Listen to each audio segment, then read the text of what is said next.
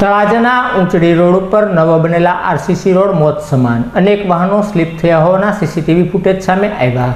તળાજા તાલુકાના ઊંચડી ગામે નવો બનેલા આરસીસી રોડ મોત સમાન છે, કારણ કે આ રોડ ઉપર રિક્ષા, બસ, ટેમ્પો, બાઇક સહિતના વાહનો સ્લીપ થતા હોવાના સીસીટીવી ફૂટેજ સામે આવ્યા હતા। તો તંત્ર દ્વારા તાત્કાલિક આરસીસી રોડને સપાટમાંથી રફ કરવામાં આવે તેવી લોકોએ માંગ કરી હતી।